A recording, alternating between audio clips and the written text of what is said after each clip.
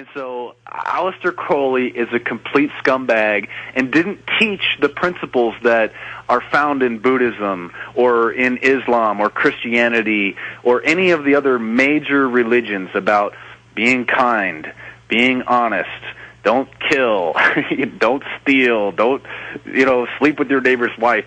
So that's the central theme of all major religions and all the good ones, okay? But Aleister Crowley, in his books, which I own, and I've read them with my own eyes, says to kill people and torture them and drink babies' blood and peck the eyes out of Jesus and all this just utter garbage. So I can't see how anybody would have any respect for this man at all.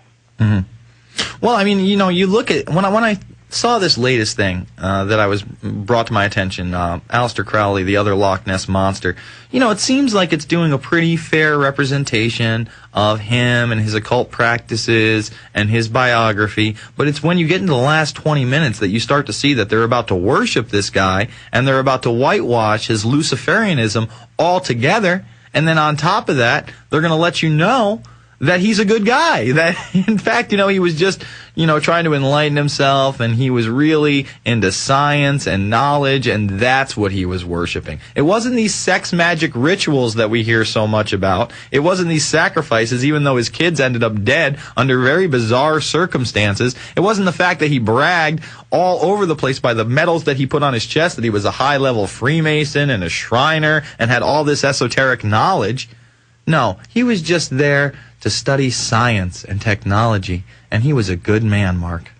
Yes, and he didn't mean anything bad by having one of his lovers have sex with a goat and then slit the throat and then drink the blood. That's totally a normal thing in Aleister Crowley's world, that some people, I don't know where they just kind of gloss over some of his things. And again, he was a heroin addict, he was a drug addict. I mean, the guy was completely worthless. And yeah, the sex rituals are very, very strange. I actually have a chapter on sex magic in the Illuminati Facts and Fiction, and we can maybe get into that. It is some of the most bizarre things that you can really get into, but it also kind of makes you understand why some of these weirdos do what they do, especially particularly the Bohemian Grove. You're familiar, Jason. I know some of the audience is familiar with some of the allegations about snuff films and the child molestation in the Bohemian Grove back in the 1980s. Mm-hmm. And so when I was new to this, and I'm sure many people out there still, you look at this and you say, oh, why would somebody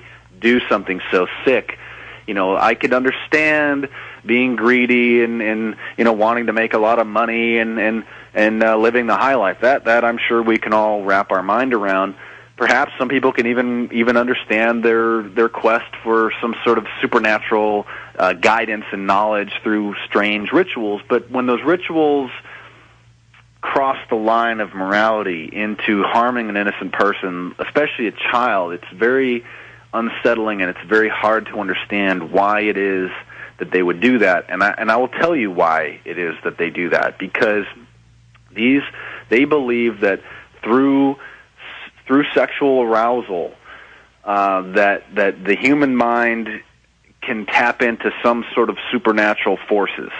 And so they believe, you heard you talking earlier, many people are familiar with the DVD called The Secret, and it's this idea that, kind of what you think about and focus on sort of manifests itself into your own physical reality, which there actually is some truth to that. Mm-hmm. And it's not 100% like the DVD says, but there certainly is some principles like that at work.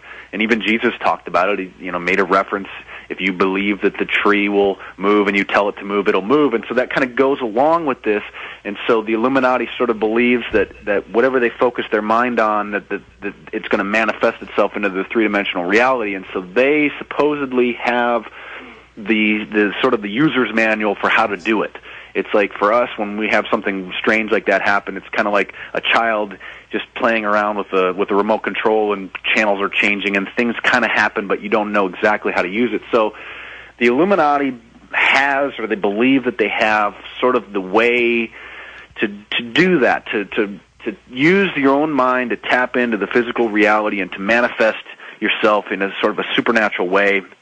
And they believe that a way to do that sort of on steroids is through sex magic, through these bizarre rituals involving sexual acts, but then not only sexual acts, and I'm sorry that I have to say this, but this is what they believe.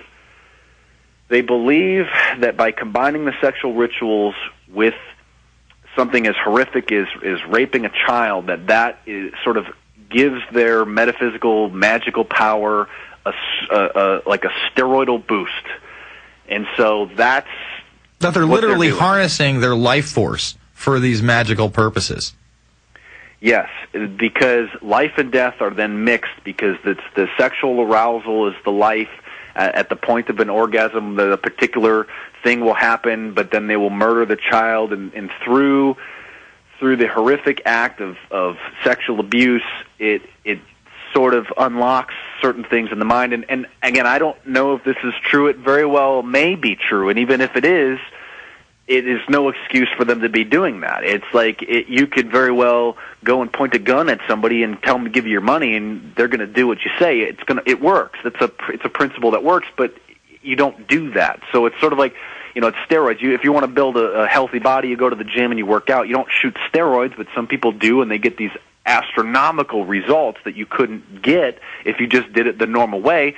But then, like anything in life, because I believe God has created a balance, that when you break the rules, you're going to ultimately end up falling in the end and paying, just like Aleister Crowley did. He was a worthless, degenerate drug addict that got STDs from prostitutes. And so, if that's the kind of enlightenment that you're searching for, go worship Aleister Crowley. Do you understand how dark it is? How far down the line we are? How late it is? All right, folks, we are back. Final segment of the InfoWarrior. And, Mark, sometimes, even on this program, I'll get somebody calling in who wants to blame the Jews for everything. And, you have those people that really buy into that, and then you also have this racist faction that just hates everybody that's non-white. Why don't we go into that? Why are the Jews always blamed?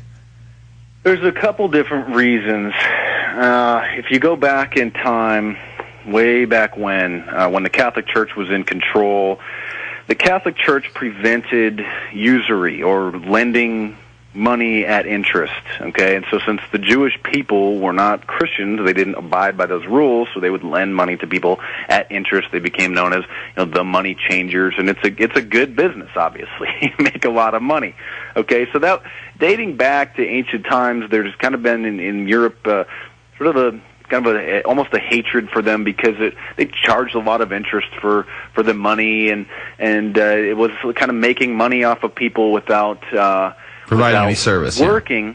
But it's not fair to blame all Jews for the New World Order problem, or all whites or all blacks, as it is to say that all Asian people like to eat rice. I mean, so there's some racist connotations that are, again, very strange, and some of these people don't even know that they're feeding into the New World Order, because, like Adolf Hitler and all these people, the reason why Hitler hated the Jews so much is because Hitler thought that the white people, the Aryans, were the holy ones, so to speak. And now, you have the Jews, which are, supposedly God's chosen people, and back in the Bible, God chose that tribe, that race of people to kind of spread this new message to. So you have Hitler and his Aryan white power philosophy saying, no, the Jews aren't, God's chosen people. The Aryans are God's chosen people, and the white people are descendant from the gods, and it's the Jews and the non-whites that are holding back the Aryan supermen from achieving their godhood. And we have documents like the Protocols of the Elders of Zion, which were released back in the early 1900s, which a fraud. I mean, there's elements of truth in there, but it certainly wasn't written from, some secret group of Jews. And if anybody actually reads the Protocols of the Elders of Zion, it's way overblown. I mean, whoever wrote it purposely to demonize the Jews, and nobody that's going to write a document like that is going to make references like they make in there. So that the protocols of this document that were released that supposedly showed that the Jews had this, secret group, and they had their plans for world domination, and, really what it was a regurgitation of the Illuminati writings, because the Illuminati writings were released in the late 1700s, and were widely known by people, and so somebody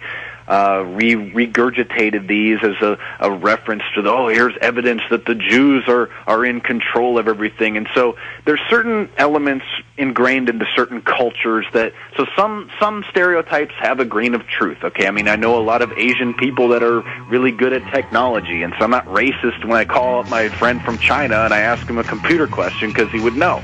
Okay, and so in the Jewish culture, they've lended themselves to banking and business and to MarkDice.com is the website. Thank you so much for joining us. The new book is The Illuminati Facts and Fiction. I will be back Monday, folks. We got Patrice O'Neill and Lindsey Williams coming up in the next 2 days. Thanks for joining me. It's the Info Warrior.